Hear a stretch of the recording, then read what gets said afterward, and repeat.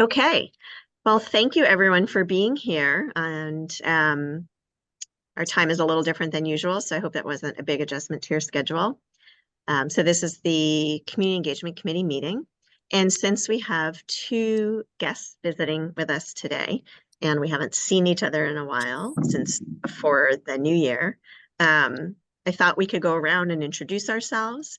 And I'm also going to give us a little warm up activity. So if you could introduce yourself and your role in our district, whether you're here as a community member or a staff or however you want to identify why you're here. And then how are you feeling about the new year? A word or two about your thoughts on 2024. And you get a moment to think about it because I see our buddy Kristen Toy is zooming in.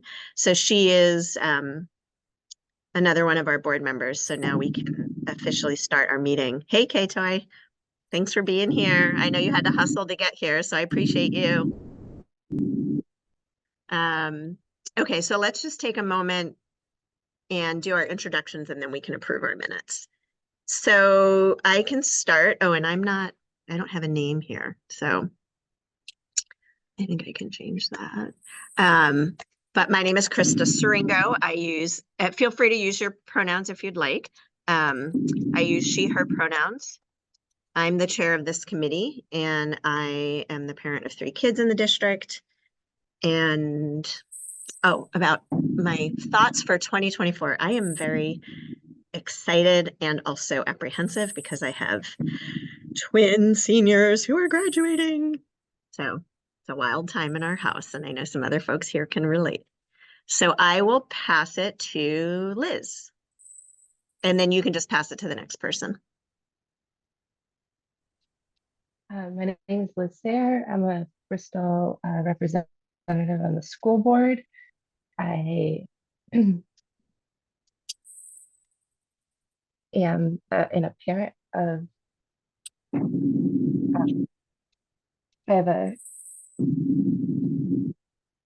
and my feelings about this 2024 is anxious, I guess, but excited because when there's a big transition coming up, it also means that there's a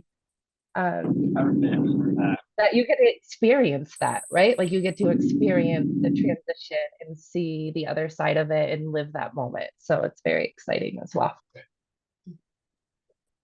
And Liz, I think you got cut off when you were saying you're the parent of. So tell us who you're the parent of. So I You don't have to say their name if you don't want, but. And a kindergartner. So yes. A senior and a kindergartner. So you span the gamut. Yes, lots of exciting things. Awesome. Okay. Elisa, can you go next, please? Hi, everybody. I'm Elisa Cobb. I'm a community member, past graduate of Mount Abraham. I'm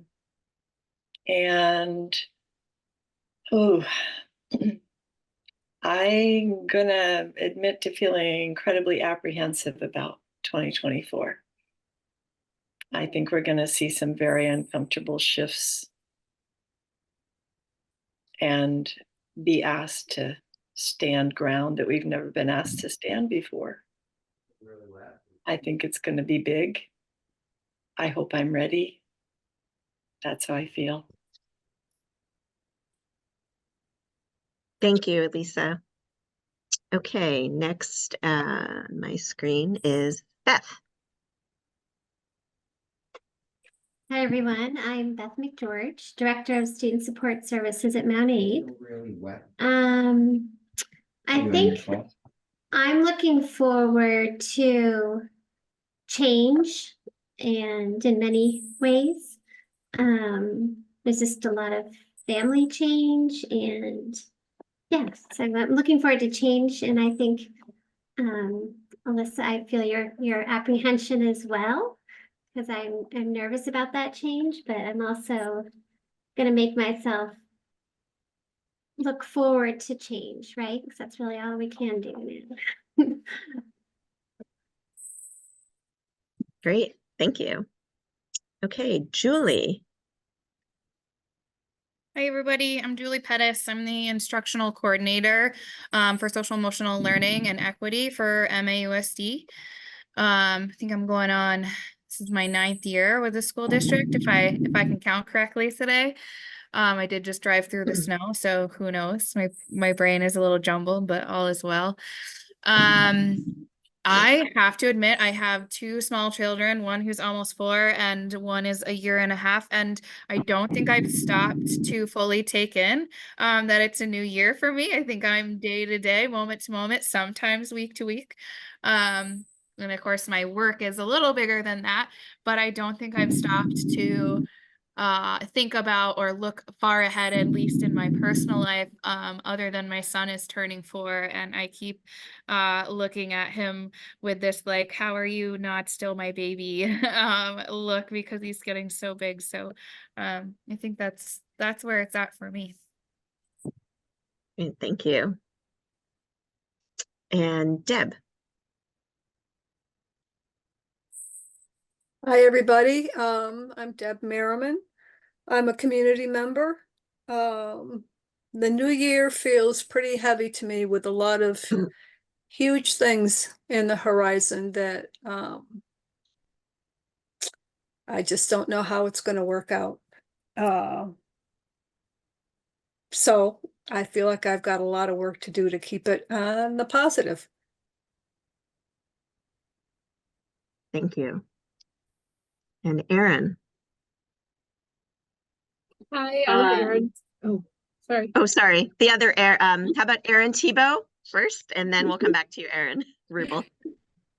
Sorry about that. I'm Erin Tebow. I'm the assistant principal at Mount Abe, and this is my 2nd year here.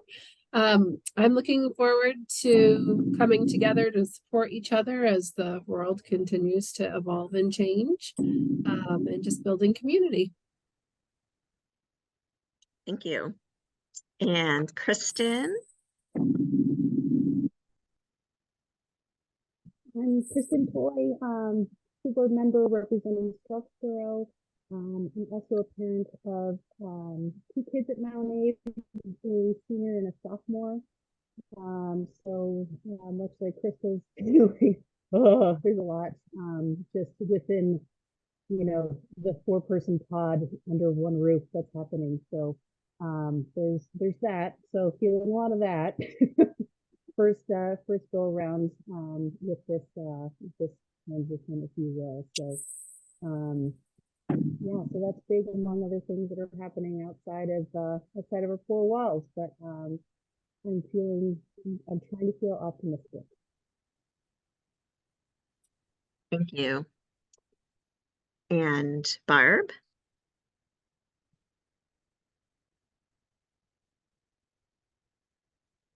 You're still muted, Barb. Can you hear me now? Yes. Okay.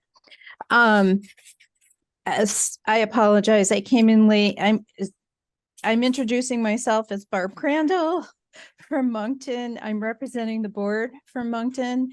And am I supposed to share how I'm feeling? Is that I asked folks to describe how their couple words to describe how you're feeling about the new year, 2024. Oh, Or in going into the general or whatever board you want. Oh, okay. I guess I'm hoping I'm hopeful and looking forward to collaborating with the members on this committee and yeah, seeing what evolves. I'm hopeful. Thank you. And Jennifer? Hi, I'm Jennifer Forrest. I am an alumni of the Bristol school system, and I'm here because it means a lot to me. The work moving forward with anti-racist curriculums coming into schools, and 2024. I don't know. I think it's a mix of a lot of anguish and hope. So I'm trying to hold both as being true at the same time. And I am recovering from COVID, so if I Hmm, go off screen, that's why. But I want to be present and listening at least tonight and applaud the good work that's happening. Well, thanks for being here, and I hope you feel better soon. And Erin Rubel. Hi, I am a community member. I have a sophomore in high school at Mount Abe and a eighth grader. And I guess I am very apprehensive about the next year nationally, but I am hopeful locally that there's some great initiatives going on, and feel like, you know, we can at least get our part of the world on a good track. Great, thank you. Okay, before we move into the body of our agenda, we just need to, oh, I don't have an approval for our December minutes on our agenda. So we won't worry about that. We'll just approve those minutes and these minutes in February.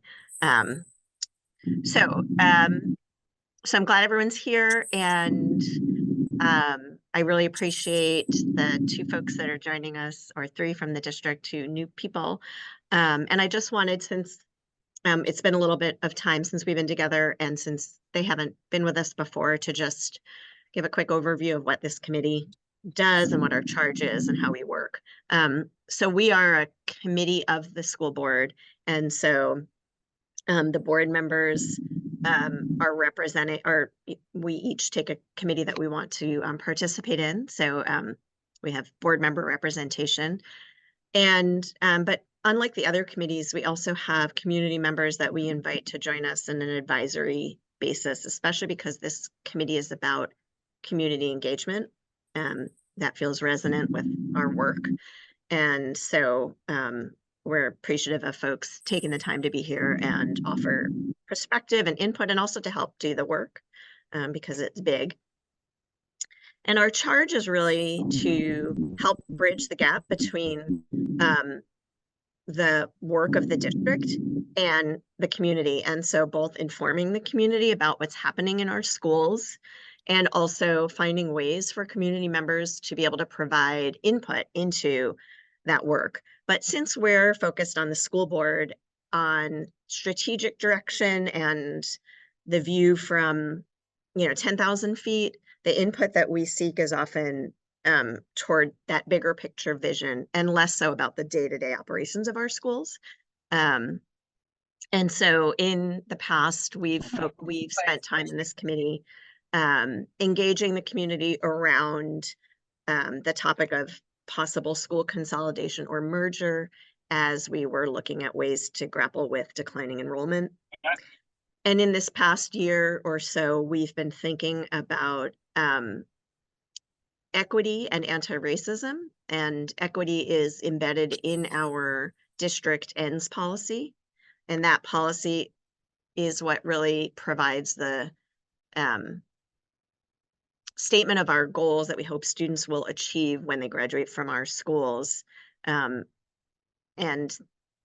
that we are able to offer students that education in a way that is equitable and does not differ based on students' identity or ethnicity or economics or anything along those lines.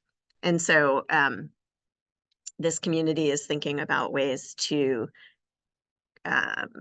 continue to involve input into how we ensure we are serving students in an equitable way and with an anti-racist lens. That's been something we've been talking a lot about. So we last spring screened Listen Up at Mount Abe for our community. And since that time, there's been some different initiatives that are starting to bubble up at Bristol Elementary School that I know Julie has been a part of, and which has also gotten people thinking about district-wide, what does it look like to have an anti-racist curriculum or in a more equitable educational program.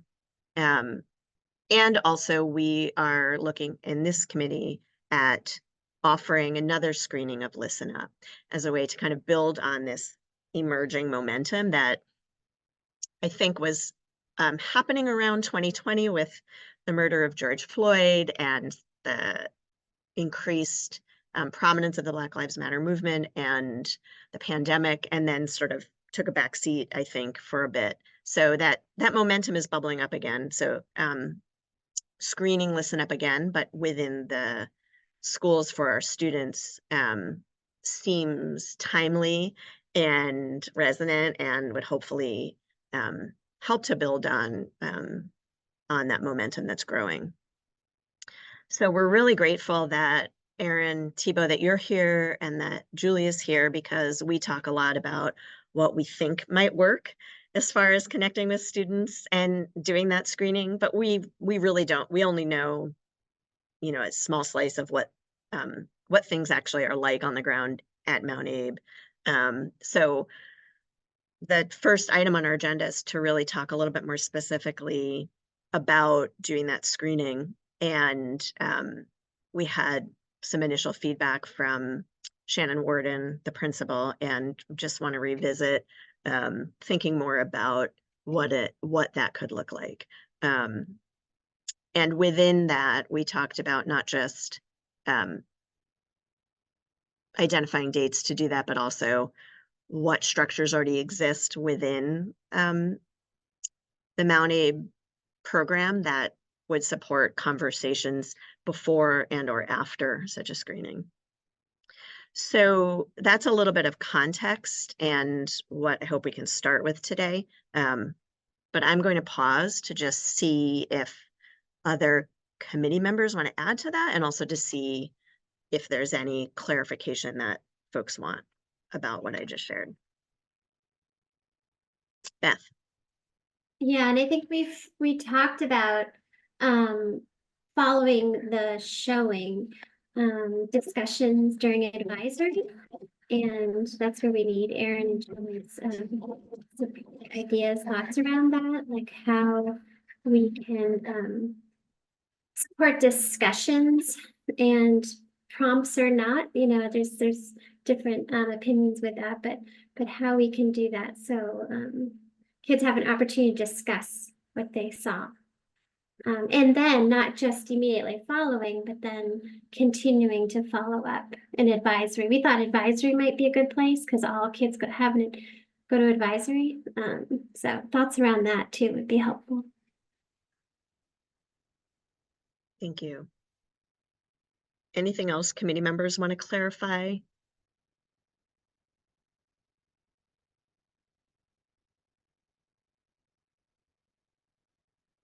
And I'll just add that we did first, when we emailed Shannon, and I think I might have shared this with you, Erin, we said, we think these are a couple different options. What is your feedback on those? And then I brought that feedback back to this group in December.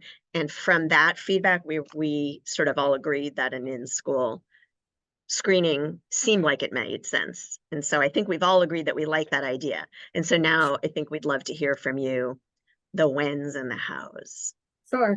I did meet with our school secretaries to look at the calendar to see when we could do the showing, with the map testing going on, the change of the semester, and all of those things, just to make sure that we can have the highest attendance possible for the screenings. So it seems like it's most appropriate to have a middle school screening and then a high school screening, but then also thinking about how we have two different groups of kids that go to the Career Center.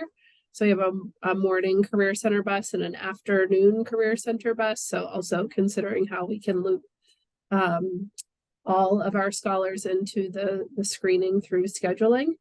In the past, when we've had guest speakers, we've found that it's really beneficial if we do kind of that pre-work to discuss a little bit about what they're going to be seeing. So if there's information about the screening that we can share, and then Julie, you and I can probably partner with creating some discussion questions. I know I created those last year based on information that was going to be part of the program, to get kids ready and to be thinking about what they're going to be seeing. And then directly afterwards, having that time to first just digest and think independently about what they saw, just using some questions again that help them to reflect on different aspects of the screening, and then bringing that information to the group to discuss in different ways, whether it's partner sharing or whole group. All kids feel comfortably in different settings and ways, so we would want to make sure that they have those outlets. Or another idea from last year that we did was that kids created something after seeing screening. So it might be like drawings or some kind of artwork or poster or advertisement, so they can engage with the work and concepts. So those are some ideas. It's just if we get it scheduled, and then we can do that pre and post work around the screening. And then ongoing, in middle school, we use a program called Second Step, which has different topics in it that cover things around equity. And I can take a closer look at that to see what happens when in the program. And then in high school, it's a little bit more open-ended this year. So we could definitely, well, we hope to work with our counseling department to build a curriculum and utilize what we used in previous years around DEI work. So that's ongoing. Thank you. Any questions or clarification around? And you said like creating things. Is it something like art teachers and I don't know, like with the it's students, created- like they might create like a one pager on like, what did that bring up for you? Yeah. Or what takeaways, what messaging do you resonates with you that you want to continue to explore? Or they could create a song or lyrics or write a poem. So creating some sort of product from the information that they just heard. I love that,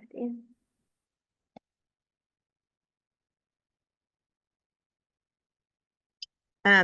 Elise, I see your hand up. Before we go to you, I'm just wondering, Julie, how you see, well, I guess if you want to share any context based on some of the things you're doing, and or how you might see this type of screening fitting into some of the things you're thinking about, or, you know. Sure. Well, I definitely look forward to partnering with Erin on this. I agree with everything she said, just the importance of pre and post work to kind of bookend when you watch a film with this much sort of information. And students have different exposure to this. So they certainly will need processing time and support in order to do that. I love the idea of a menu of options so we can reach all of our learners at all levels. So I'm very excited about that.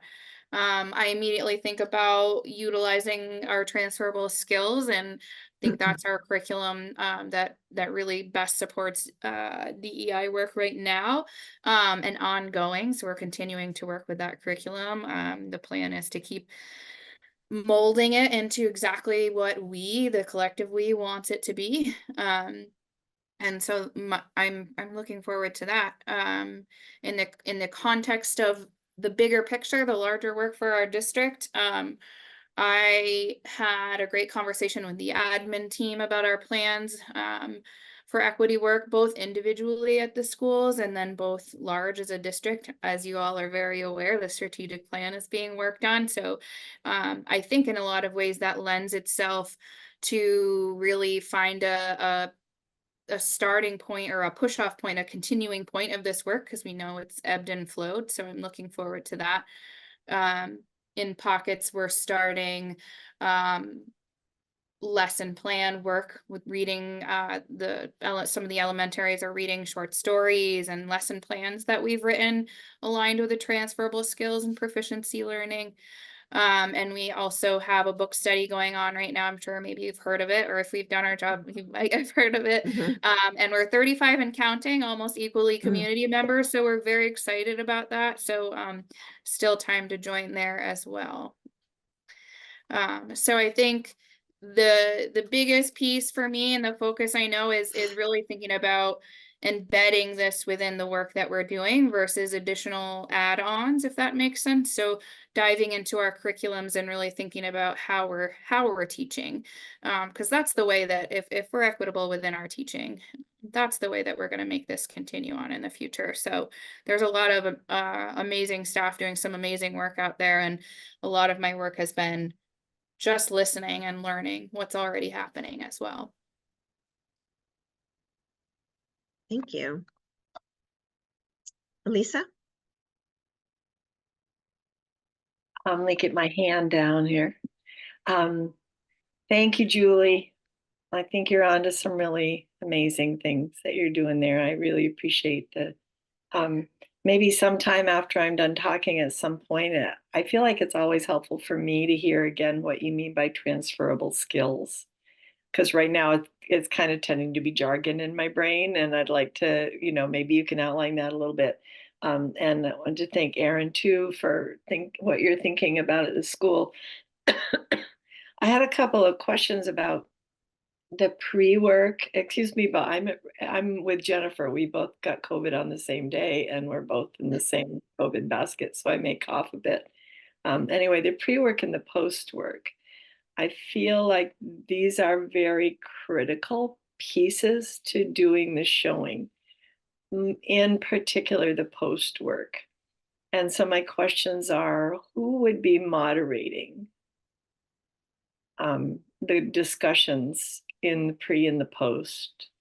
And what needs to be done to support the people to moderate? Because if it's teachers and staff, and they also are seeing this video for the first time, they may have their own stuff bubbling up.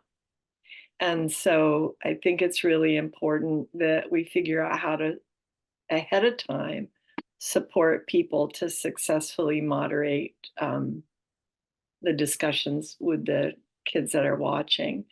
And then the other thing is, I just wanted to say I really like the idea of doing a project that's art-based or creativity-based, because and maybe something that also involves movement. The topics included in the Listen Up movie and in the process of becoming anti-racist culture at the school, it's not an intellectual process. It's something that we have to feel in our bodies, and we have to figure out how to tell our students that it's okay that there are being a lot of emotions and weird things going on in their body after this movie that are good for them to take a moment and digest and speak about and make room for that. And I think being creative is a really good way to keep it less intellectual and more embodied. So thank you for that. And I'll pass there.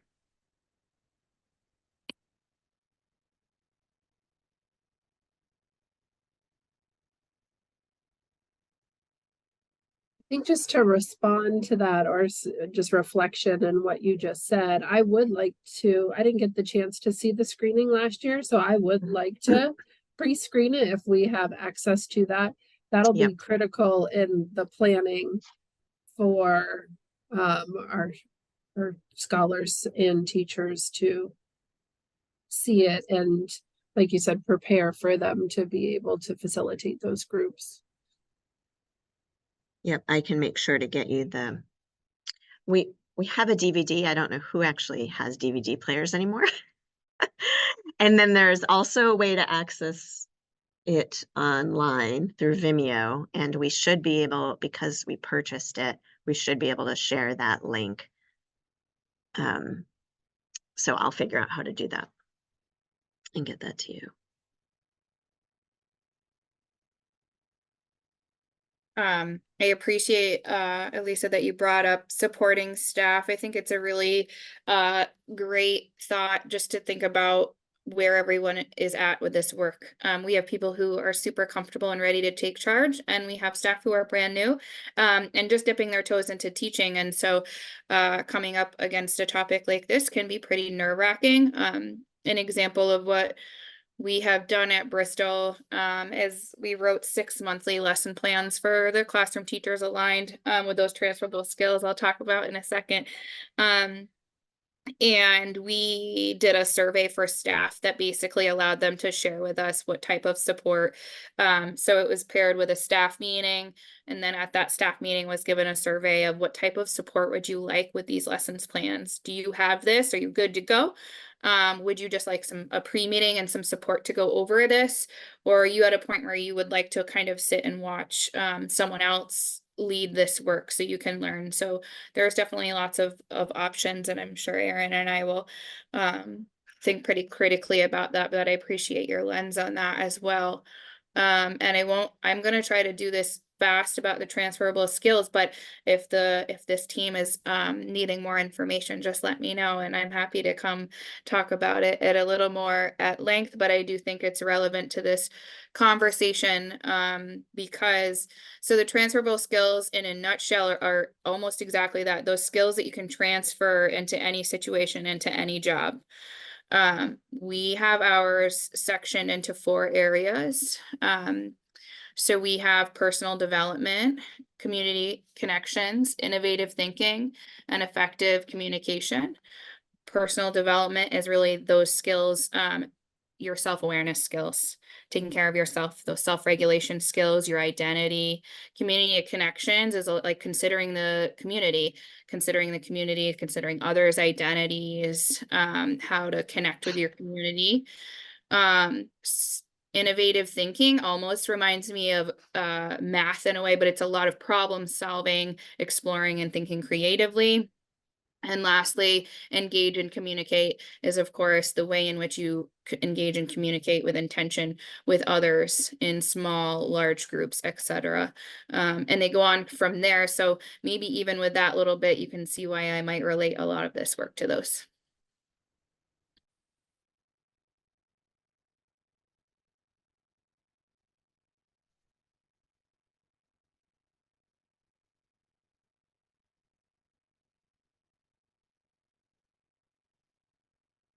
Go ahead, Elisa.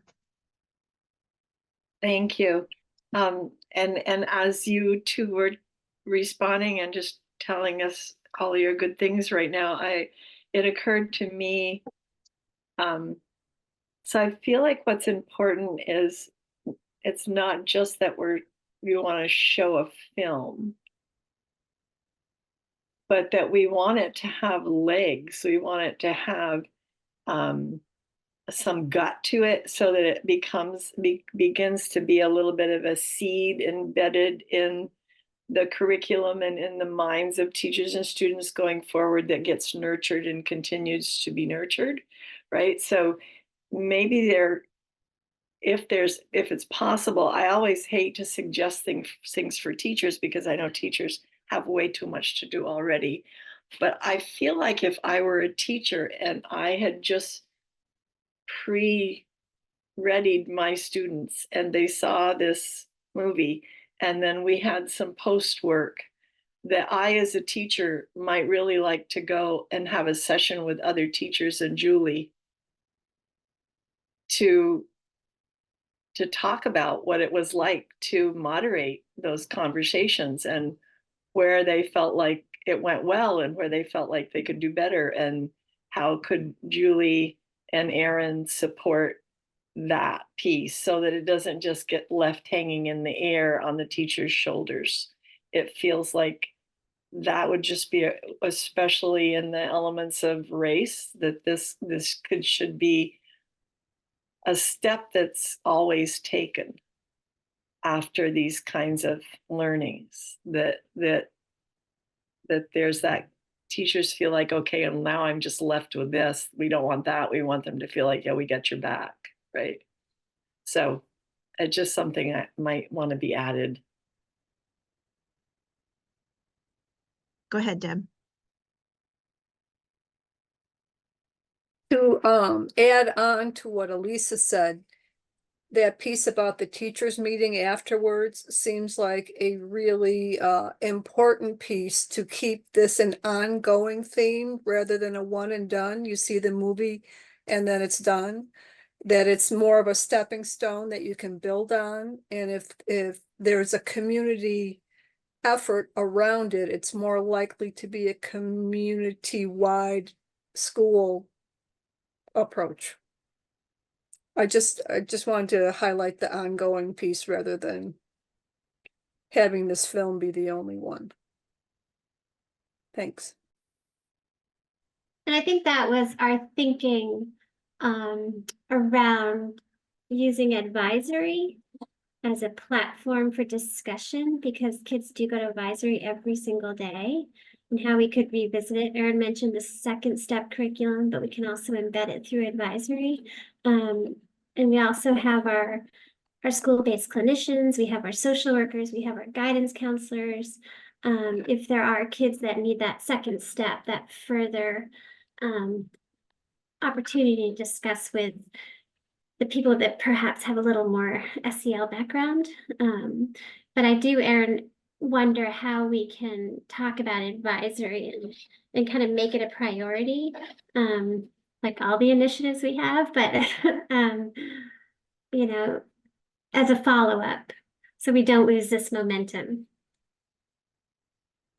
Yeah, I think the bigger question becomes like, how can we embed this into our ongoing curriculum? So to have cultural competencies in all of the work that we do every day in all content areas is big picture, so that it's not just through advisory, or it's not just through this one showing of the video. It's how can we create opportunities for cultural competencies again through all of our curriculum at Mount Abe.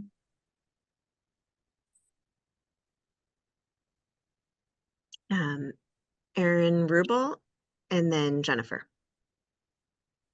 Yeah, two things. First of all, I think that would be really great. And we had actually talked in previous meetings about having some kind of an, I mean, I don't know what the second step curriculum is like and what it already encompasses, but we had talked about maybe trying to reach out to educators who could do some kind of a specifically focused on the race piece, and possibly LGBTQ stuff as well. Have conversations going forward to sort of help kids understand the complexities of the issues and how to be anti-racist and allies and supportive. And the other thing is, I wonder, I mean, there's so many topics that this touches on, and one of the avenues with the sort of post meeting might be to loop back in and say what kids really related to, because it may be that, for instance, if the mental health piece is really strongly resonating with kids, then that might be an avenue also for the school to really think about additional programming or something going forward, so that it can sort of the kids' reactions can kind of direct the response going forward as well, and loop back in with the board and with administrators to kind of see what additional supports, if any, they feel like they need. Just a quick question on that.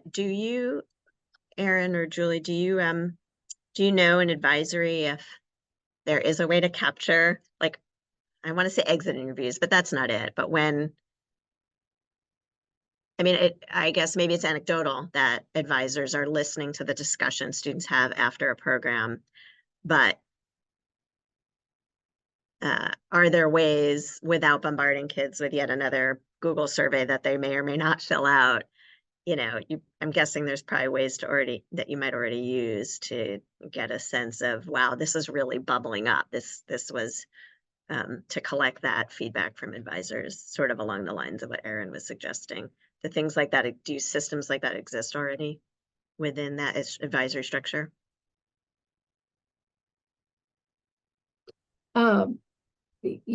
At Mount Abe, I think we have a really strong community of advisors. So people are always willing to share feedback. So in faculty meetings, we might group up by grade level or by departments, and we could share feedback that way. People prefer to talk about it rather than just write it down to share that experience. And then like we collectively fill out information through that group discussion after there's been smaller groups to identify common themes that need to be addressed moving forwards, or ideas that really didn't work. We need to reevaluate and see what we can do differently to grow and, reach more people in our community. Great, thank you. Jennifer.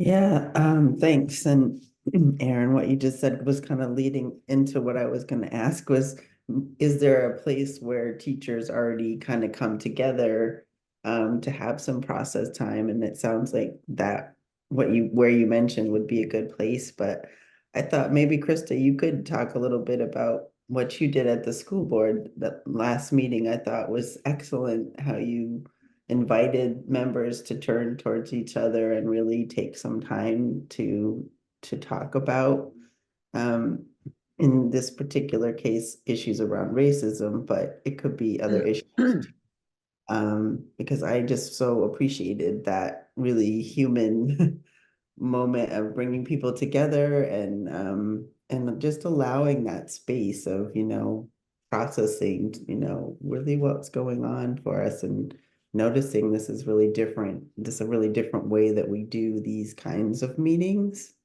So I don't know, I'll just pass it over to you, but I just really appreciated that so much. And thanks. Yeah, it's interesting because another item on our agenda is public participation at board meetings. And so as we think about, especially when we know in advance that it's likely a big issue will come to the board, how do we respond in a way that's within the legal requirements of our work, allows us to still do our work, but also is compassionate and shows that we're listening. And so that was kind of an experiment for us. And it was a little hard to have a conversation and have a lot of folks witnessing it. But I think it also was a really good opportunity to just talk amongst ourselves about something that came before us in that moment. So we could, hold space for that. So I think trying more things like that just in general in our culture is helpful. And I also, just to add that I thought that what happened was so great was that everybody else in the room started doing that too. I don't know if you noticed that. Oh, no, I didn't. People started turning towards each other and talking about what was coming up for them and what that's great. to think about. So I think it was really genius.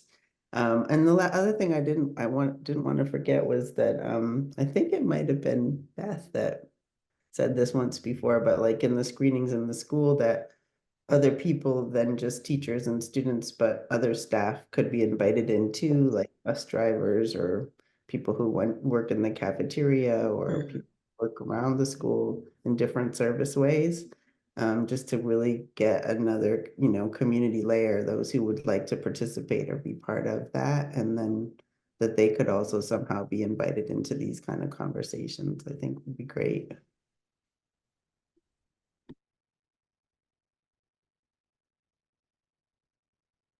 Go ahead, Barb. Sorry. Okay. So a couple of things I was thinking about. The first of all, I love the idea of a creative response to the film. I worry again about, like, as an art educator, I worry about I've seen kiddos who get triggered and can't respond in a creative way. And I wonder if there might be a place where they can respond in their own way, not having to be forced to like create, and because sometimes that doesn't work together. And then the other thing on the other side of it, I wonder if there might be a way for students who, if we think of, or people in the know, think of action opportunities for the kids who want to take further action. So if those could be in place before we start the process, so that those kids were engaging, can actually move faster. So just some thoughts. Thank you. Thank you.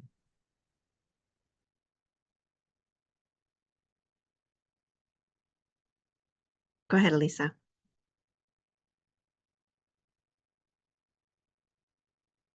Thank you, Barb. I agree. Like that's like what we need to do to keep the seed growing bigger and bigger and bigger. And I did have an idea. It's kind of a little bit out there, but from the conversation I'm hearing tonight, it's encouraging me to say what the idea is. So as a creative project, maybe, I don't know if it'd be a project that you'd want to gear more toward the upper class people.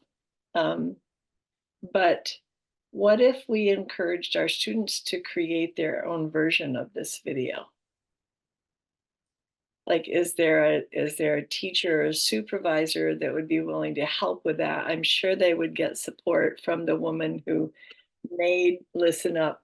And there's also a woman on the faculty at Middlebury College who a couple of years ago did a very similar but live on stage presentation called Freedom Dreaming. It was called Envisioning an Anti-Racist Middlebury.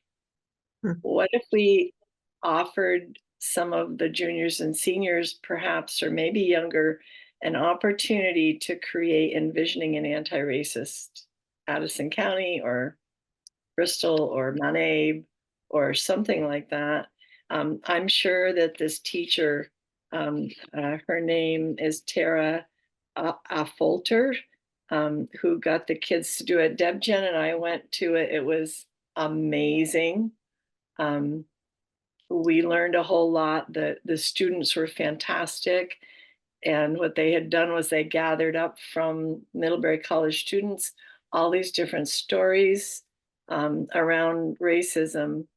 And then they all were read on stage and enacted by the students that were performing. It was really incredible.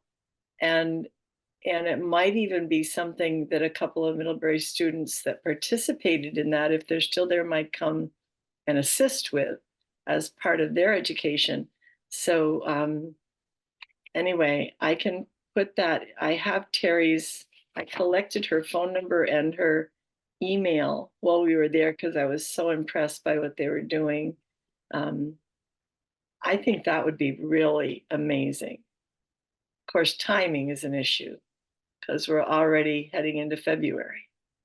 But I hate to, it feels like last year we did the viewing and then the school year ended and then we lost months and months of time to actually nourish that seed. And I hate to see that happen again this year. Anyway, just a thought. Thank you.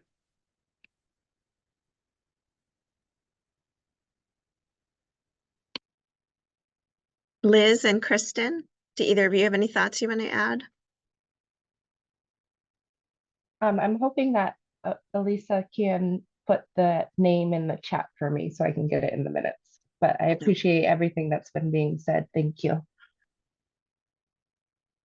Yeah, I'm absorbing all of this and trying to figure out where best I can help out. Good discussion. I like it. Yeah, I think that what's coming to mind for me is what ways this committee can be most helpful to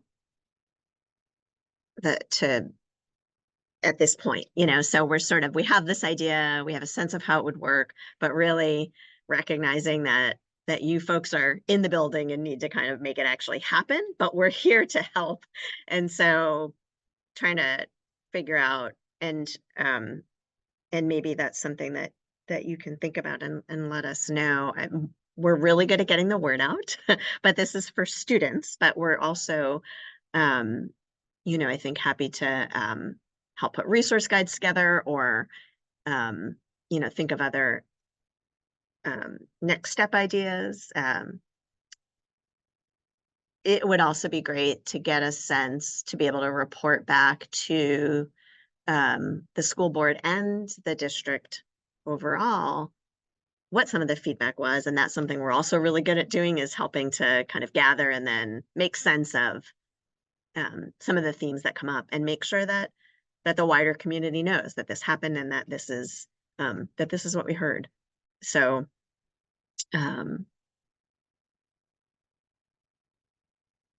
if you have any thoughts now and next steps, I'd love to hear them. And if not, I know it's getting to be 6 o'clock and we don't want to keep you too late. So if not, then I could reach back out in a couple of days and see where your thinking is. Go ahead, Julie. I like, well, first of all, I just want to say thank you, Barb, for thinking about our students who may need support related to trauma. That struck a nice chord with me. And I like your creativity, Alyssa. I can imagine what you must have been like in high school. That's a pretty cool idea. But I love the idea of thinking about a resource guide, or if, members of this board having already seen it, thinking about, for me, what would be nice to hear or see is what you think parents would like to know about this, because it would be great to share something home with parents kind of prior to this screening, so we can encourage conversations with families. If the kids go home and say, I watched this today and I can't make heads or tails of it, or they watched it today and they're inspired and want to do more outside of their home. So just thinking about, there's a lot of parents here, and what could we share with families in the community prior to streaming this would be really, really helpful for us. Something I think about. Yeah.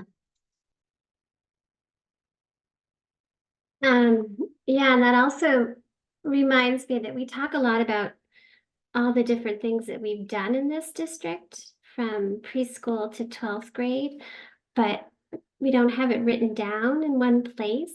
And that would be something that I think we could probably put together, gather the information, and then as a community, we could do something with it, and I don't know how far back we want to go, but I know there's so many pockets of things happening and that have happened relatively recently that we could revisit, like recreate the wheel every year. So that's something too I've been thinking about. So I would be happy to, it could just be as simple as a Google Doc and getting people to write down what we've done. So I'll think about that and share with Julie and Aaron, and then we can get it back to the committee just to gather evidence of what's been happening.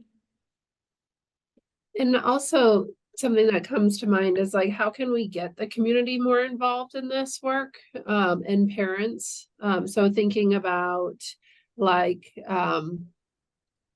envisioning an anti-racist Addison County, like someone mentioned. How can we get parents involved in that work and maybe supporting our kids creating that play, and just having full involvement from all of the stakeholders rather than it just being like the teaching staff and students. How can we pull in some different organizations to help support that work, or parents? I know there are parents that are really interested, just don't know if like we've streamlined it to be an easy process to get involved. Because it's like one thing to say, yeah, I want to be involved, but then how many hoops do I have to jump through to be involved? So if we could have a clear process to communicate to families on how to be involved and what those opportunities are, I think that would be beneficial as well with this work. Yeah. Yeah, I think that's great. And not to flip it again, but just to say like if I were a community member, it would be great to know what are a couple of ideas of things I might do, like it could be, coming in and sharing a cultural meal. It could be hosting an ELP class on activism. It could be so many different things, but maybe giving folks a couple of ideas of things that you all in the schools feel like are, reasonable and achievable, or you could hold space for, or we could hold space for, but that give folks that idea that, yeah, you're welcome to come in. Deb? I'd just like to bring up one more time. I know that finances are limited, but there are groups out there that do this with schools that have a tremendous amount of experience in how to reach out to communities. I guess what I'm saying is we don't have to reinvent the wheel here. People have done this before, and maybe tapping into some of the people. I know Jennifer and Elisa, can't remember the name of the groups, but I know that we've given you names of groups. So I'm just reminding that we could also use those resources. In the works, Deb. In the works.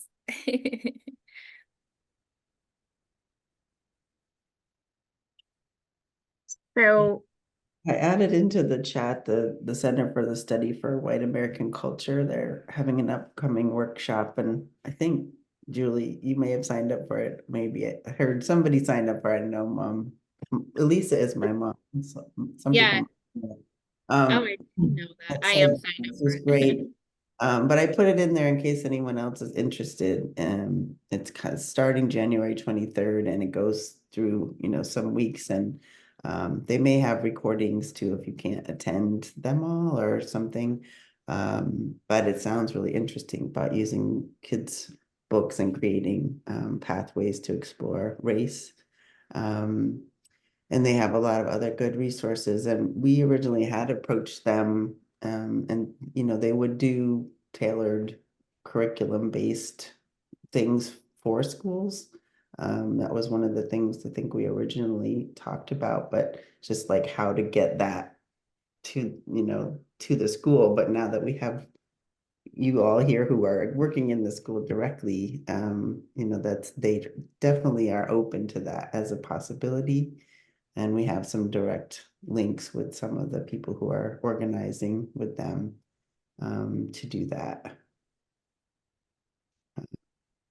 Yes. I'm wondering if I've seen a couple of advertisements or in information postings about the Clemens Farm, and that they're developing curriculum or have curriculum. I don't know if anybody has reached out to them to see what the accessibility is of around that curriculum, or. Yeah, and actually, Mount Abe alum is working there, and it's the daughter of Kim Callahan, has been up until very recently very involved in this committee, and so it would be easy to connect with them and get a sense of what it is they're doing. Yeah, because that's right in our backyard. Erin, do you have an idea of what time frame we might be looking at to actually do a screening so that we know what we should be thinking about between now and our February meeting? Well, I'm glad I attended tonight to hear everybody's ideas around the screening, and I think it'll be great to have access to it so then we Mhm. can so I can view it and share some information with our staff, because I think we'll need to have a conversation about it before we show it. As everyone mentioned, and do that pre-work as a staff, so then we can do the pre-work with students and get the supports in place needed. So it just, as soon as I can get you a timeline if you want to, once you send me the video, and then you can share that out with the group if Great. that works. Yep.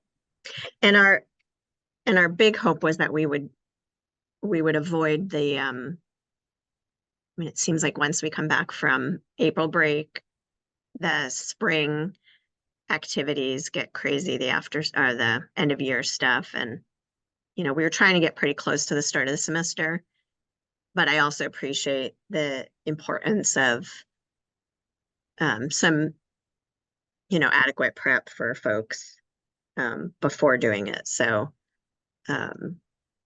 yeah, so finding that sweet spot. Yeah, so right now we're doing our semester changeover, and we have our testing window right now. So just thinking about that. And then it looks like we could probably work it into one of our Wednesday meetings in the near future. So we could probably aim for February, just at a quick glance at the calendar. Great. That's great. Okay. So what I'm going to do, and then I'm see if anybody has any last questions or thoughts for Erin and Julie, but I want to not take up too much more of their time. But what I will do after this meeting is get the links to you, by tomorrow. And then once I have a sense of timeline, we can do some things offline in this committee to help support with like a resource guide or things like that.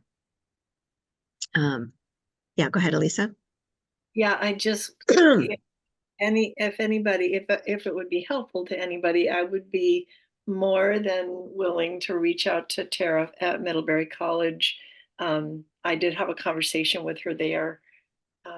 Not that she'd remember me, but I'd be happy to make a contact, even to see, if she's still there or what's going on, and then refer her to you, Erin, if you would like. I actually called and talked with you after I saw Freedom Dreaming, and said that they were willing at that time to bring Freedom Dreaming and to perform it at MANABE. And yes, I remember that. Yeah. But if I can be of any help in that connection, for what it's worth, I'd be happy to help. And just wondering, when do we meet in February is my only other question for the night, I think. Yeah, I mean, so, and also just to be clear, after we excuse Erin and Julie, I'm hoping the rest of you can hang on for just a little bit longer as well. But we traditionally meet the second Tuesdays of the month. But if it looks like we have some work to do around the screening, so that would be the 13th. But if there's work to do, sooner than that, we could either get a working group together sooner and or do some work, what's the word? Asynchronously. So do some work via email and, building a resource guide, that kind of thing. But we're on the schedule for the 13th.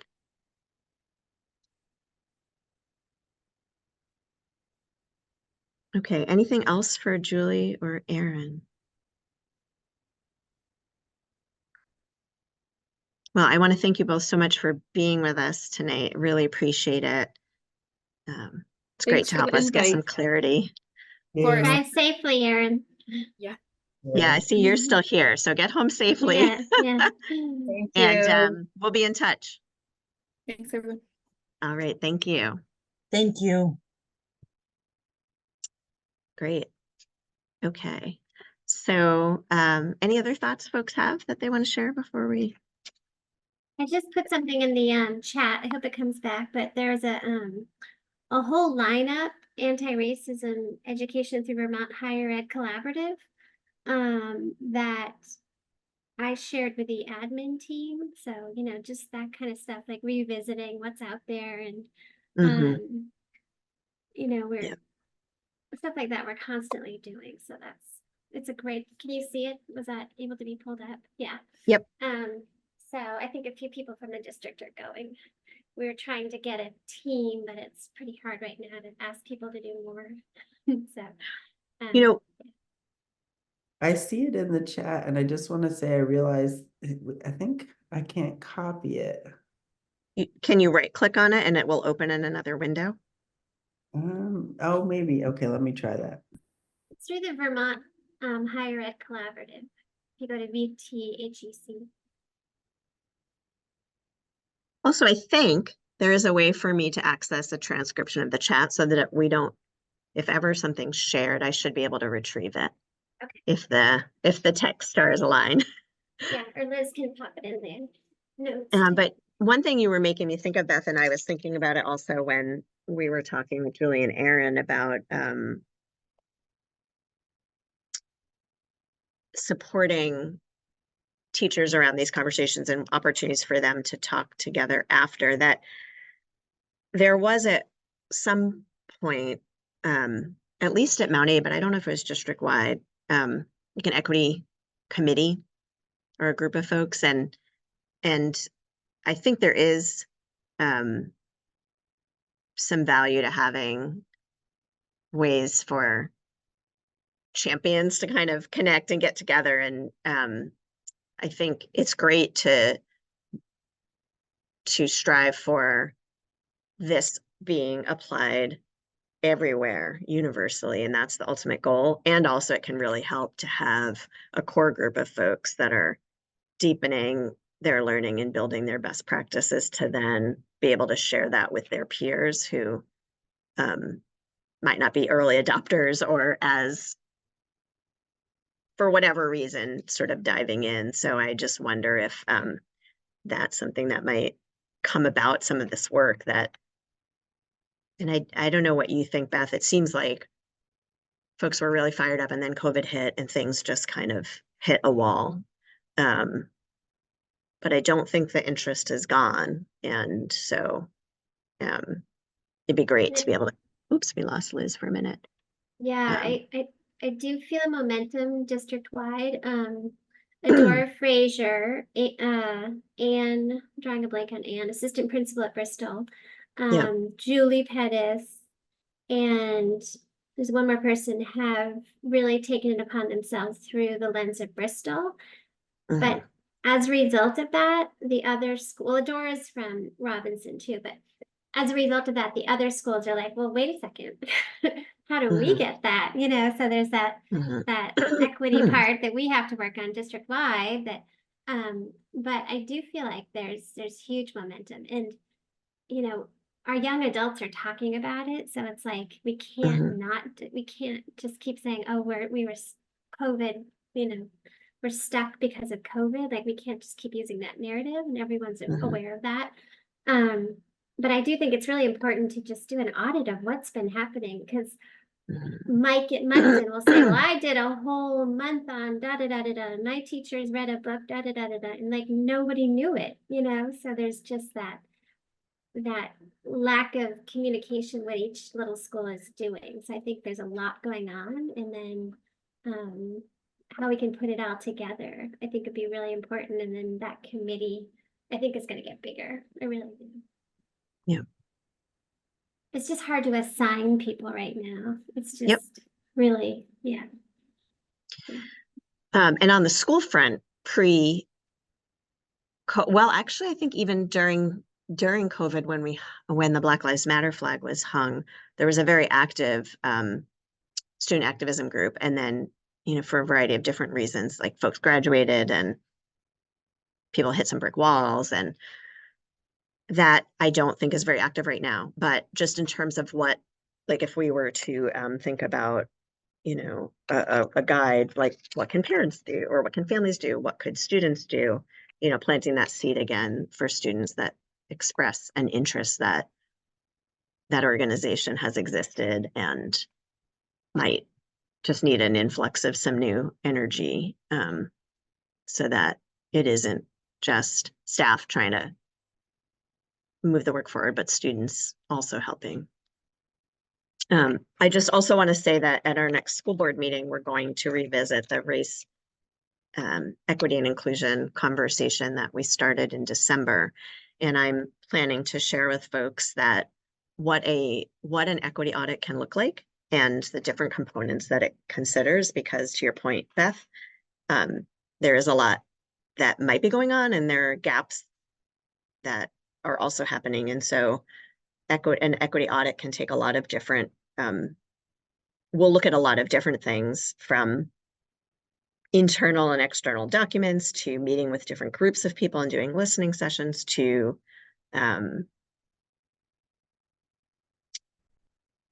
doing survey, lots of different ways to really assess what's currently happening and then develop a plan for it meeting or closing gaps where they exist. And so we have a potential opportunity with some surplus dollars to put toward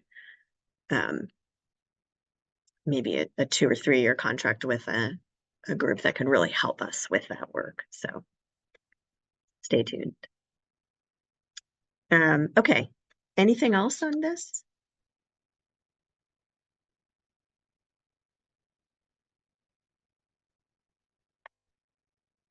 All right. Krista, are you, when are you finished with the board? So I am done at the end of February. It's my last meeting. Yep. So I'll be chairing this committee for the February meeting and not the March meeting. So when there's a reorganization, folks will have to figure out who wants to chair this committee. But I hope to stay in communication with what's happening and happy to lend support where I can. Any chance to stay on this committee? Potentially. I hope we can convince you to stay, because it feels like not a good time to not have you on the screen. I appreciate that. Well, I'll have to figure out a way that I can be involved in what's happening without wearing the board hat. Yes, I understand, but we hope you'll stay with us at least through the end of this one school year and see us through this this melee for a little bit longer. Would be nice. Well, I do feel like there's some good energy happening, which is great. So yeah, I feel good about that. And as far as, I just wanted to add too, there's you know, it's really interesting to me because I've, you know, been doing a lot more learning from Resmaa Menakem lately, and he brought up the point years ago and again recently that, you know, how it's been in the past is that really good meaning white people take up the picket signs and the marches and the big conversations after some Black person gets murdered by the police, and then it dies away. And I actually don't know that it was COVID that stopped it. I mean, it might have something to do with it, but I'd sooner think it's just the nature of how we as white citizens of the world, we get all riled up, but then because we don't really have to think about it, we have the privilege of turning away from it, that we end up, you know, the discussions get lost and we stop talking about it. But something today feels different to me.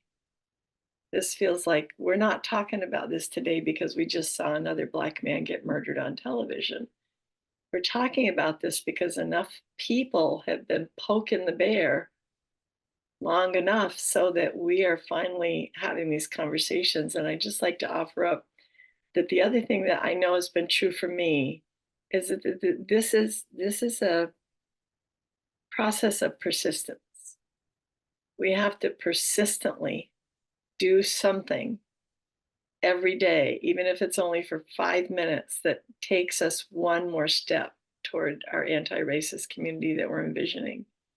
Just that persistence, that's all it takes. And pretty soon persistency becomes consistency, and then things really start to happen. So I thank you for the energy of the meeting tonight, because it feels like what I've been looking for and hoping for years now. And I'm incredibly grateful, and may we all continue to be daily persistent. Thank you.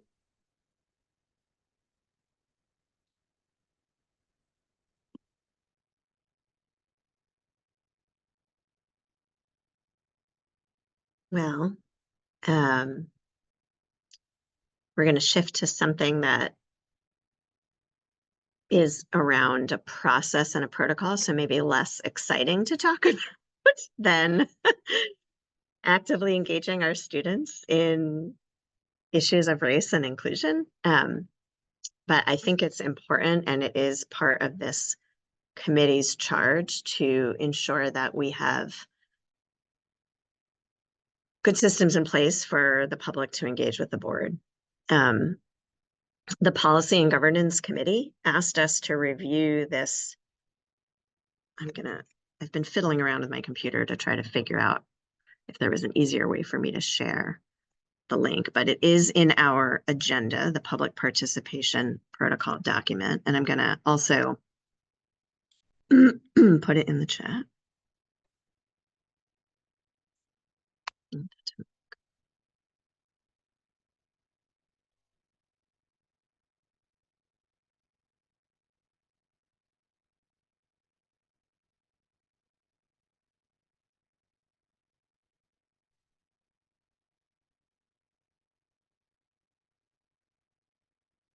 Okay. So just a little bit of background. We, for all of you have been to board meetings before, and we follow structure that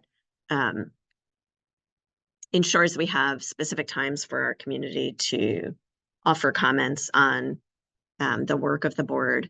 And it's a pretty formal process and has some constraints. And there's good reason for many of those.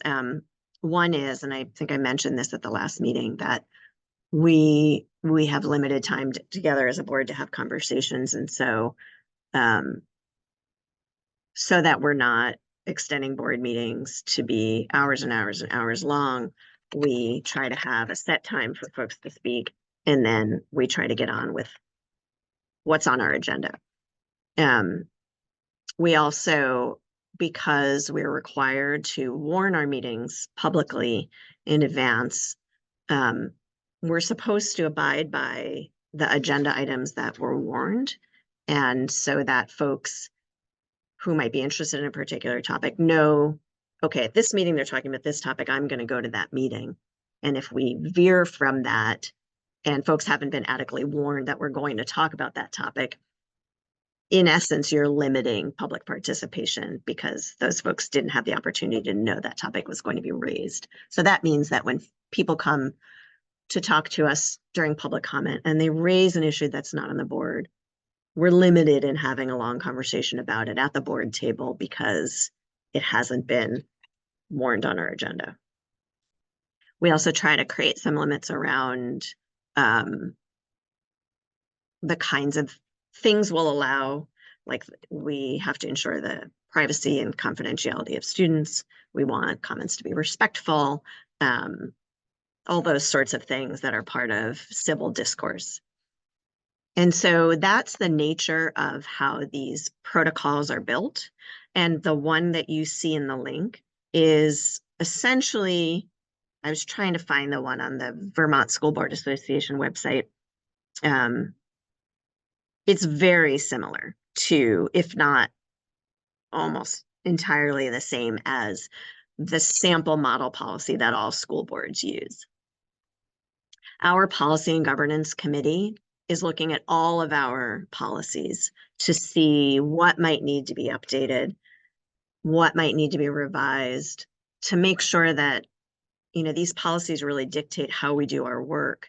And if something is not taking into account our district goals or the current way that we live in the world, or they just don't make sense, we need to make sure that those are updated. And so that committee is doing the yeoman's work of going through every single one of our many policies to make sure that they are more current and updated. And this is one of them. And because we are the committee that's charged with finding ways to make sure we're effectively engaging with our community, that's why they've asked us to take a look at this.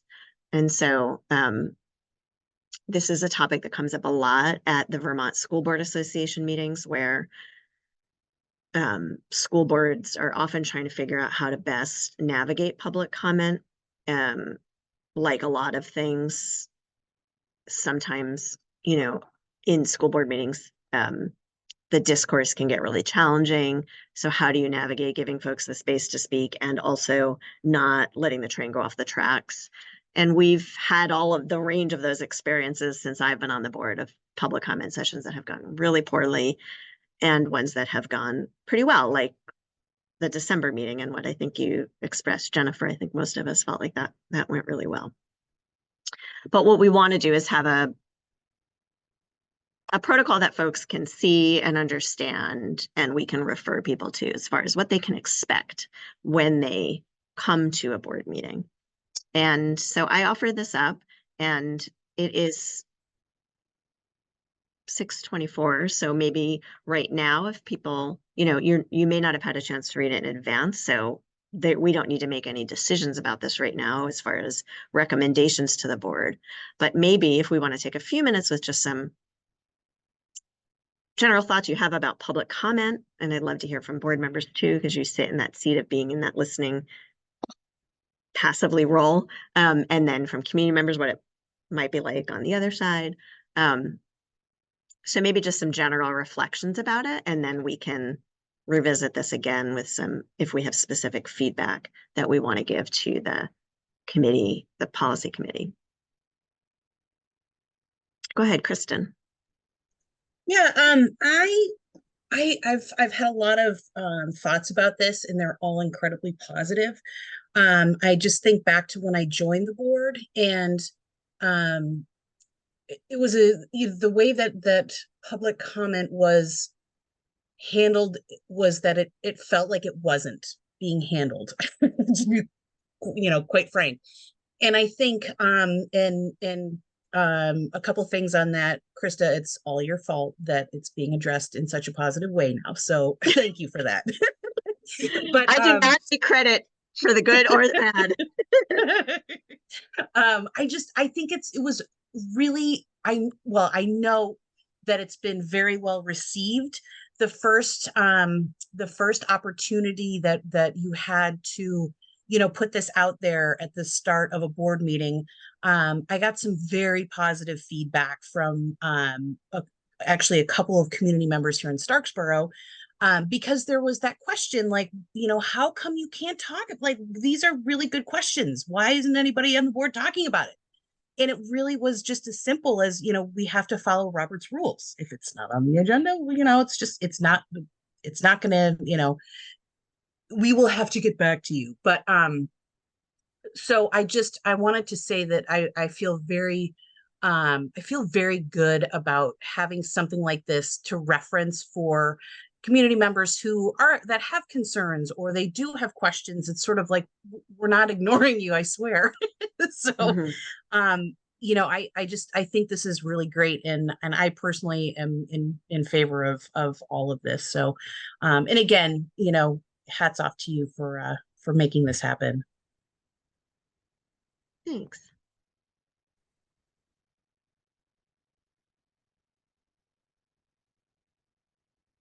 Erin.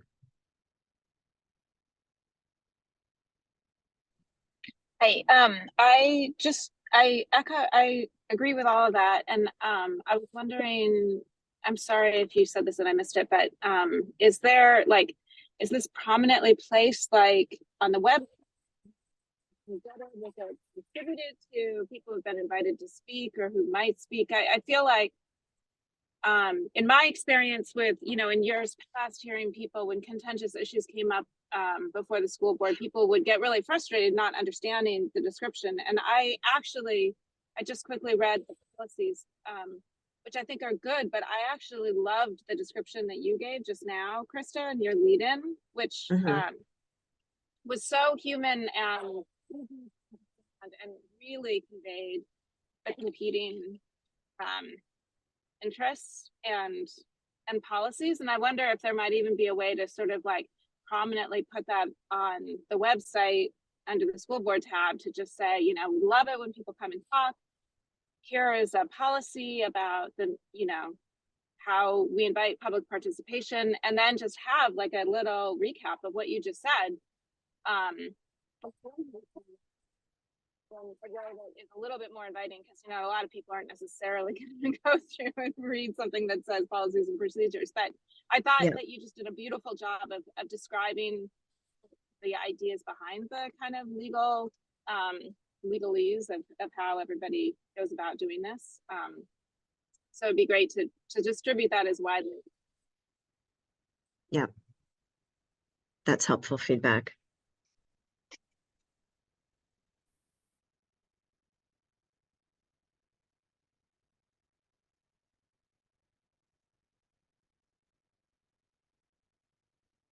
So I'm just having a little bit of a moment of a vision here. What does it involve us doing? We could do like interpretive dance around public pronoun. Sure. Yeah, I was thinking of a creative, like we can dramatize. That'd be really good. Actually, it would be really good. But what I'm okay, so I'm just gonna speak. I've spoken before the board a few times this last couple of years.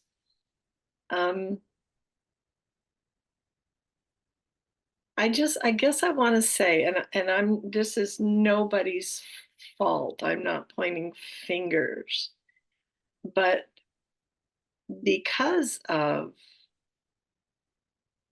my perceptions about what the board was, it always felt like I was going in to stand before a thick wall that was going to be impenetrable to talk about things that were so important and needed to get across the wall. I don't think I'm alone in that. And I think I don't think I'm alone in that is because I hear that from other community members. And I hear it from the people that have been brave enough to come and stand behind me many, many times, that they're a little bit afraid to do it. And so I'm not saying that's anybody's fault. I just think it's a system. And I understand that it's a group of people that have a lot to do on behalf of the community and can't spend all night listening to all kinds of stuff that as they, you know, feel at loose ends to deal with. But what if there were a quarterly or 3 or 4 times a year of school board meetings? Well, maybe 3 times a year, because the school board really only meets from September to when? June. We take July off and then we start again in August. What if there were 3 times during that year where the board had a meeting that was only public comment? Yeah. And it was an hour and a half set aside, but people maybe you'd have to be there by a certain time, and so the board wouldn't have to sit around for an hour and a half if nobody came. But it was made public. And what if those 3 meetings were moderated by a non-school board person? Like whoever is our elected town moderator for town meetings, or something like that, where there would be somebody that would take that pressure of moderating off the board members, so the board members could just listen and take notes, and there could be responses at least to clarify things, like here's why the board won't be answering you tonight, or something like that, right? So they're holding a container for people to come in, and you know, and how to make that feel like less than a wall. Maybe there are refreshments, maybe there are, you know, there's something happening where it feels less intimidating for the community to reach out to the board and less intimidating for the board to receive from the community. Like create some kind of a little buffer and have it be regular enough so that people in the community know that these are the best ones to come to if you really have something that you feel like you need to say. And you won't be constrained to just 2 minutes, because it's really hard to make a point in 2 minutes, especially when you're shaking in your boots and you're sweating under your shirt because you're standing in front of the friggin' school board who seem like, you know, the bad guys, which you're not, right? And so it just seems like if we wanted to really, really seriously have community outreach, that it would take something like that to break some ice between the community and the school board, because it is icy in the middle and it doesn't need to be. So that's my thought. Go ahead, Erin. Thanks. I love that idea. And you know, would love of that. But also, you were talking, it made me think of like, well, if I had just like a little tweak to make, but seeing people really get deflated, or you know, because of the structure of not being able to, totally makes sense. You need to have the full school board discussion before you can have a response to a lot of the comments. But it's all very flat if it's said and then there's no response to it. So I wonder if there would be a way sometimes to just say, the board is going to discuss this matter at this upcoming meeting, or you know, we'll slate this if it feels like something that's, you know, ripe for discussion, if it isn't already scheduled for a meeting, to say, you know, this on the agenda in a future meeting, just to say that there will be some follow-up. Yep. Yep. And I can't remember if that's, no, this is something that Erin Shipner, who is the vice chair, yeah, there is a little bit of language at the bottom that I think is trying to get at what you're saying, and maybe it could be more clear or added to, but you know, we talked about a couple things related to that. One is that we would let folks know, like if there's that we will get back to folks if they are seeking, if they have questions that we can provide responses to, like with follow-up, to make it clear that folks know they'll be getting that, like we'll provide that to them. And then also, it isn't always the case, but you know, we're a small community and we often have a sense when there's going to be an issue coming to the board that, you know, has a number of folks, you know, they're invested in that, telling us about that issue. And so we're trying to also figure out what we could proactively do to hold space at future agendas. So I think to be able to say, yeah, this is, you know, this is coming up a lot and we are going to be planning to address this in such and such. You know, it depends on the topic, and sometimes we're not able to do that if folks are coming to us with a particular concern about a particular student, for example. But I think the anti-racist curriculum is a good example of that. So, but we could look at that particular part of the protocol and see what language we can add there. Go ahead, Jennifer. Yeah, thanks. I was just wondering, because, you know, I also understand that, you know, business needs to happen. But the part about having things that are not on the agenda being later in the, at the end of the meeting is really, I think that would be really challenging for community people to do Mhm. that. It just Yeah. seems not feasible, and so I think there should be some change in that. Mhm. And I kind of wondered, if it's something that needs to be on the agenda to have some discussion, which would not necessarily have to be like long to start, but just so that people felt acknowledged, like what happened this last time. Like, I think people felt it felt different than other times I've been there. But would it be possible for the board to take a quick vote or poll or something to have sort of an unassigned, agenda item, but that, that there be placed on, community importance piece? We will dedicate like 10 minutes or 7 minutes or whatever it is to at least begin to address this if something comes up in public comment that feels like it needs to be spoken to the community. And it may just be as simple as reviewing some of, we can't do this all tonight, but we would like to maybe add this to our next agenda to talk deeper on. Something like, is it, like a lot of meetings have sort of, or Robert's rules have that sort of, group conscience, kind of vote. Mhm. To place something on, and it makes sense that it come at the beginning, so that if people are there in the beginning to speak and be heard, then that gets taken care of before the other business that needs to happen.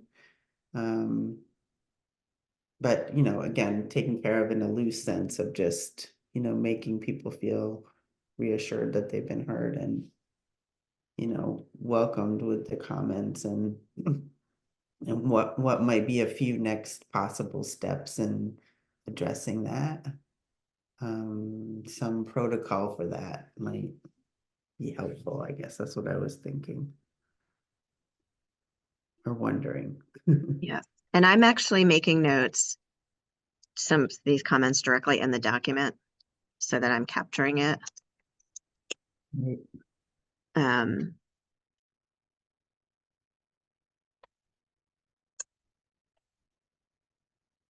So a couple thoughts about that. And I also wanted to get back to, I first want to get back to what you were saying, Elisa. I'm trying to be better about not responding after every comment, so everybody gets the chance to speak, and then I'll share my thoughts. But I don't want to lose this, because what you said about opportunities other than the board meeting or special board meetings for public comment is kind of the nut of what this committee's work in an ideal world would be about, which is building regular opportunities for engagement with people outside of board meetings. Because, and this is something that comes up a lot in school board association conferences, board meetings are just, they're really not the best place to engage with the community. They're a business meeting. But it is the place that folks know to come to. And so they come. So you don't want to totally turn them off when they do show up. But in an ideal world, you would have a culture where folks know 3 times a year, and I love, and we've tried this a couple different times with some success. We've had a cappella come and sing. We at the Listen Up was a great example, but we've done other things where we've had like the elementary school chorus, and we have refreshments, and it's just a more casual come chat with sometimes there's been a particular prompt question. Sometimes it's been facilitated. Sometimes it's even just like a, board member coffee. It's just can really vary and look a lot of different ways, but I would love for this committee to start working toward some sort of structure around a regular offering like that.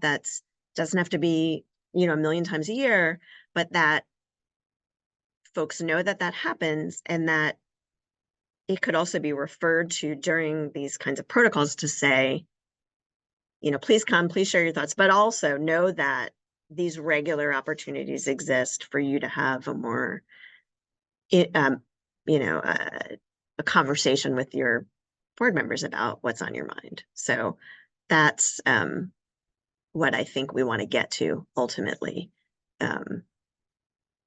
So people see that that wall is really not as, it's more opaque or more transparent, I guess is the word, than it seems. I think that would go a huge way in creating trust between the board and the community if you had meetings like Elisa and you were just talking about, that they knew that they could come.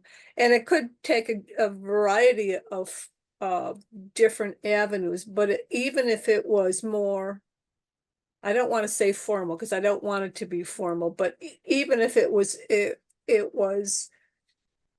less formal, but it was a board meeting, so you weren't just walking around hoping to catch a board member's ear, where you could present and that you felt like every board member was listening to what you had to say. I think that's an important piece.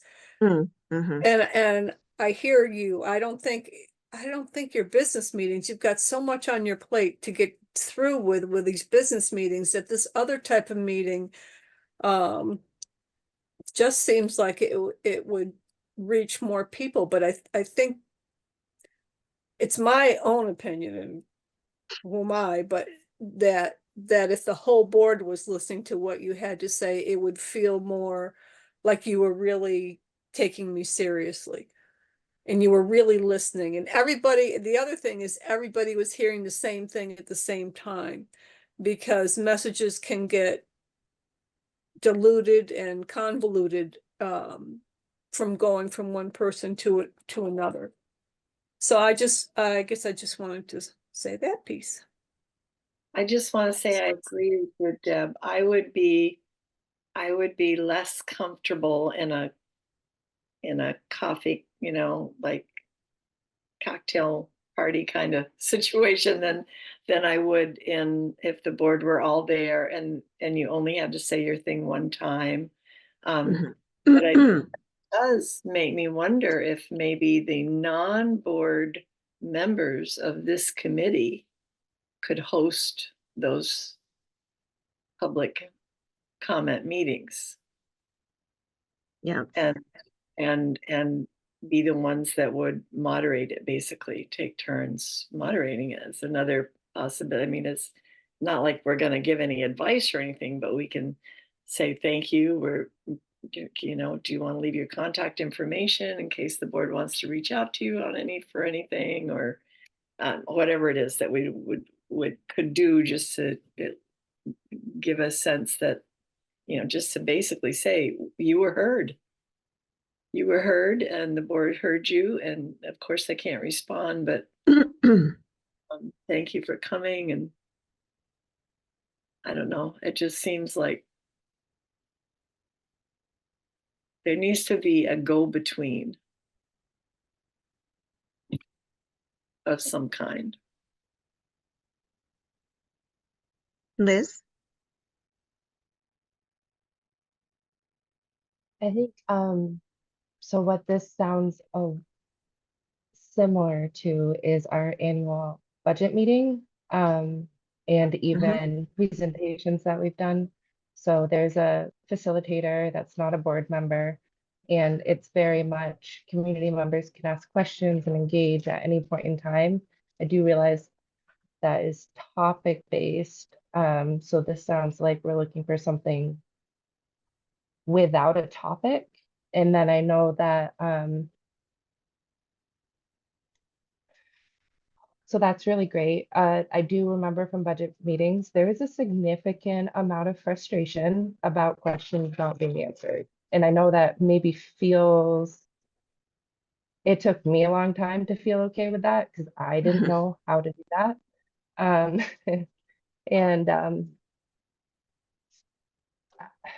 it's that even for some really highly attended events that we've done, which the budget meetings are not, and they are very open, and we just have a handful of people, but those are kind of what you're describing. There's food, it's, the board is sitting there listening to people come forward and say what's on their mind. And we just, and we put out a lot, I mean, those meetings go on flyers to inform and get sent around all 5 towns to everyone's home. And so You're that talking about meeting the is annual like, meeting? Are you talking about the annual meeting? Yeah. yeah, the Yeah. annual meeting. So that's Yeah. very, so, and even when we've had ones that were really topic based, and very interested in lots of people and there weren't responses, the attention can get, it's hard. And so, and then there's always these conversations like we've had with the diversity conversations. What are we looking to get out of it? What are we going to do with the information that we get? How are we going to share this information back? And what, you know, so there's a ton of like, that's how you end up with a question and you spend a long time thinking about what the topic is. So it's almost, I'm, what you're saying reminds me of how I approach existing in my community, right? So it's just, we live here together and the topic comes, like it comes from the person who I'm standing next to. And so they bring what's on their mind. And that's the best way I can respond. You don't know where somebody is until they share with you what it is that's on their heart at the moment. And that makes the conversation relevant. So I think it's possible and I like it. And I just, I don't think it's simple though. And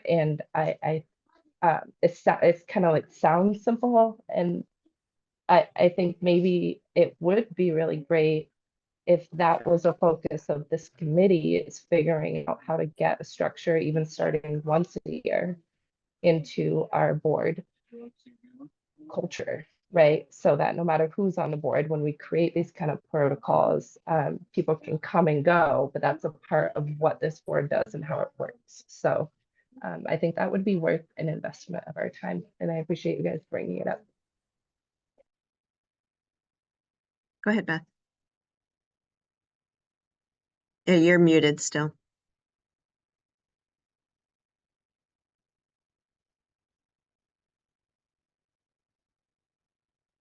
I was might be going to okay. add, if you look at the first paragraph, it says twice, MAUSD encourages public participation at their meetings. And then there's caveats, da da da da da. And then there's another one, third sentence down, public participation is very important to the successful function of the MAUSD. Mhm. So it's almost like we're saying that, And then but they're limiting it. and then we're giving people 2 minutes to talk and Mhm. okay, thanks. And I've always struggled with that Mhm. because you say it's a business meeting. It is, but the stakeholders are the public, are the people who, you know, are coming to these meetings to talk. So that, and I also wonder, before consolidation, each town, and we still do have board members representing the town, and then as a community member, I would speak to the town representative. The town representative would come to the board, theoretically, come to the board and bring up my concern, right? Like Mhm. that was back in the day. We're still we still have our town representatives, but we're not doing that. Like no one, or are we? Are people going to Barb, Moncton and talking about issues in Moncton?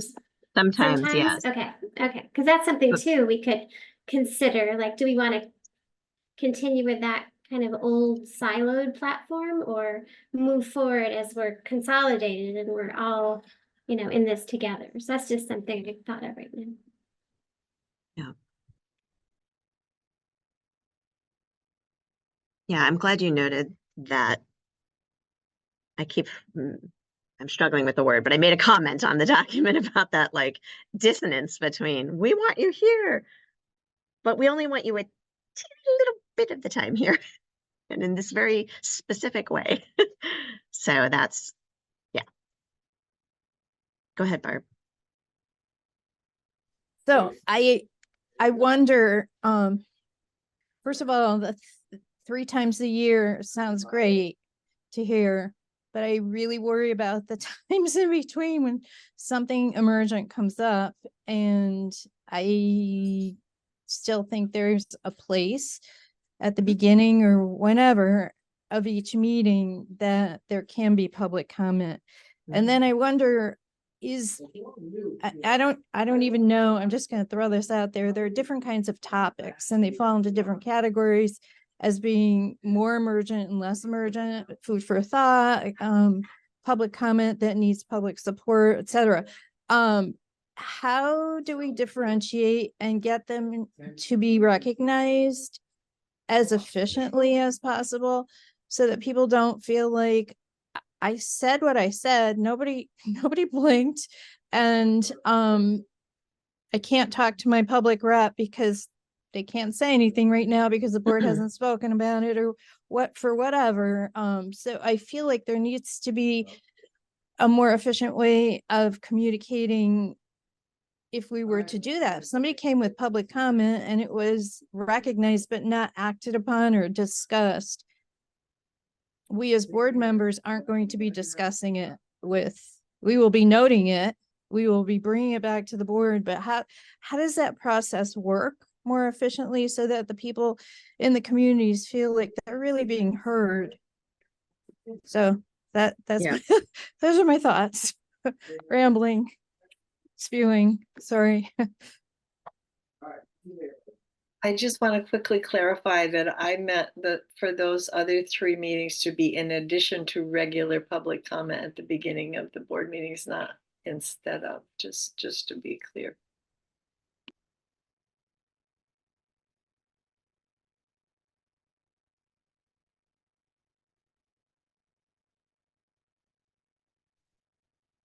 So I'll just share a couple thoughts in the last few minutes we have here. This is such a great conversation and really important. And what excites me about it is we're talking about how to be proactive and not reactive. And yet we recognize sometimes we have to react because, like you said, Barb, things will still keep coming. And, incidents and issues come up for folks when they come up. They're not always perfectly scheduled with our engagement plan, unfortunately. But it is really the work of this committee to think about what we call an ownership linkage plan. I don't love the term, but the idea is that we have a plan in place that's diverse because we know that folks are going to maybe come to public comment, but it might also work better for them to do something along the lines of what Elisa is saying. Some things might be around a particular topic, some things might be more open-ended. We might also engage with people in surveys. We might also engage with people, casually in the community. So just identifying that there are a lot of tools in the toolkit of good community engagement that you can employ, and they're not all necessary all the time, and they're not all going to work the same all the time. But then it's important to kind of have some consistency over a couple of years where folks begin to understand that this is how we do it, and it's really well communicated that this is how we do it. And then, you can, and we've been trying lots of different things over the past few years that this committee's been in existence, but getting to the place of a really consistent plan that we try for a couple of years and we can get feedback on, I think is the ideal. And then something else that I heard that I really think is also important is communication in general. So folks are well educated about, like, what does it happen when, what happens when you have an issue that you bring to the board, and what are the channels that it might go to, and like a little visual I'm picturing of like a triage chart, what does that look like? And again, not everything is going to fall into that process, but I think people understanding helps them a lot with feeling heard.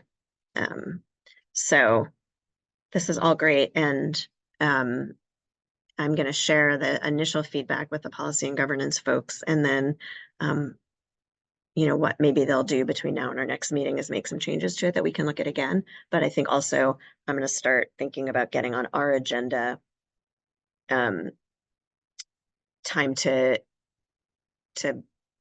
begin imagining what a robust plan could look like.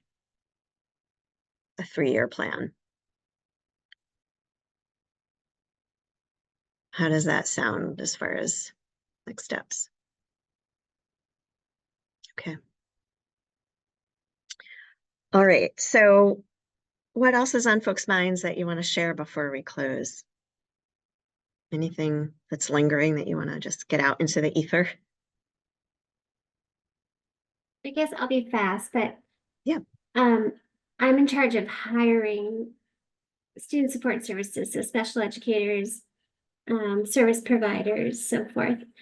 And I really want to broaden my search. You know, we use school, what is it? I can't even School think right now. Spring. School Spring. School Spring. Which only educators truly look at. And then LinkedIn, I guess, Indeed. So I've asked for a little bit of money to actually pay for some, advertising. But someone at this committee made a comment of, as far as diversity and equity bringing into our community, you can't just go hire someone. You have to make sure we're prepared or something to that nature. And it stuck with me. And I think it was you, Alyssa, that said something. And I just, I do want to continue to look for diversity and just bring, more diversity to Vermont, especially our area. But that's always resonated with me what you said. So if you could just clarify that, so I'm a little stuck, Yeah, I mean, I'll do my best, and it was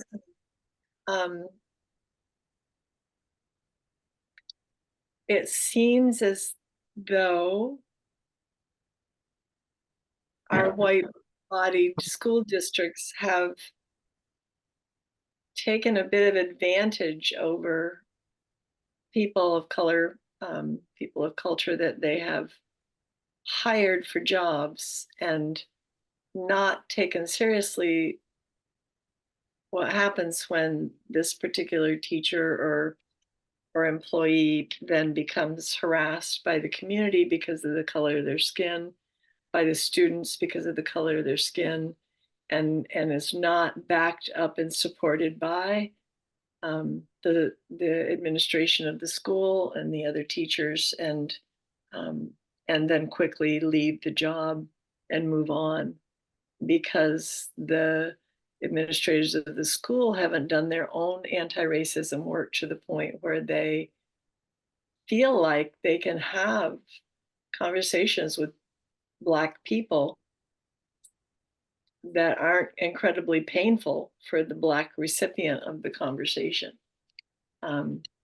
Where as a white employee, you feel like you can say things like, I'm going to mess up. I'm going to screw this up. There's going to be incidents. I'm telling you right now. And, call me on it when I screw up. There, maybe Jennifer can add to some of those words, but it's like how much anti-racism work have you done for yourself as the person hiring a Black person? Like, what have you immersed yourself in so that you can understand that the relationship that this Black person coming in that you're trying to build will be a lot more painful for the person of color than for you. And it's not your job to be a savior. It's somehow your job to be different than that. And being an ally doesn't work. It's more about your understanding of your white privilege to the point that you begin to allow yourself to be vulnerable to the person that you're hiring and admit that you're going to make a lot of mistakes and that you're not expecting them to deal with the mistakes that you make, that you're going to deal with them.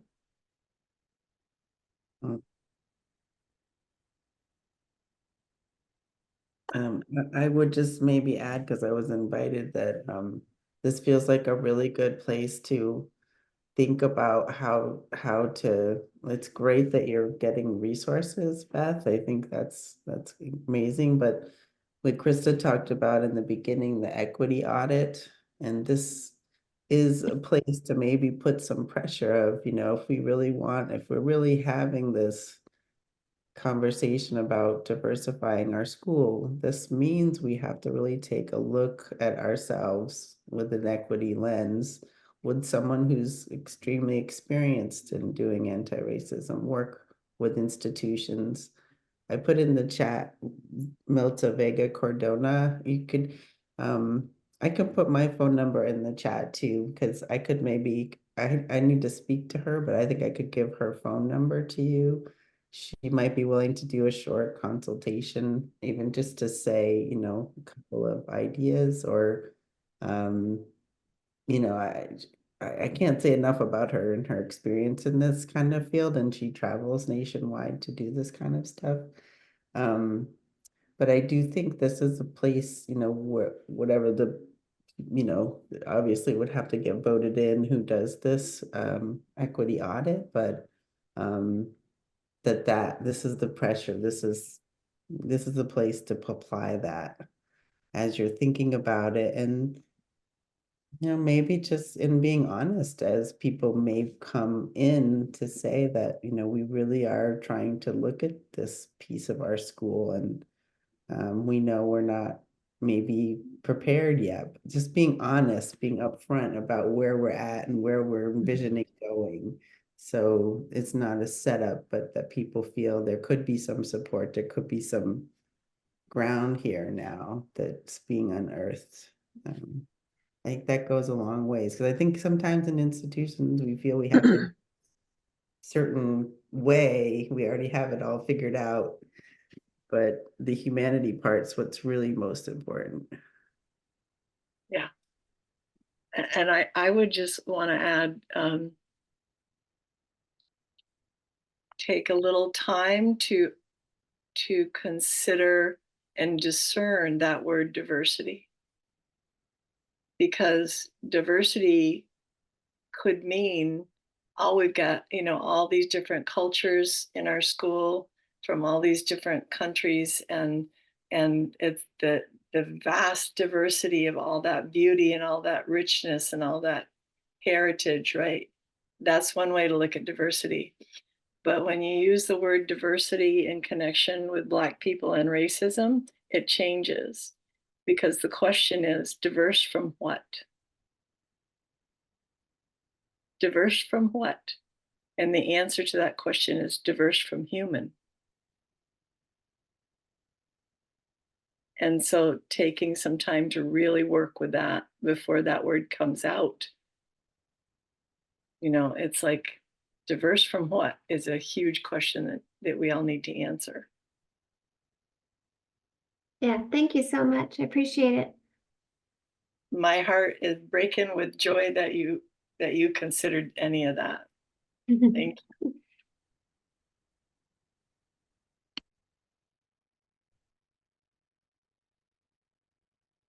Anyone have anything else they want to share before we close?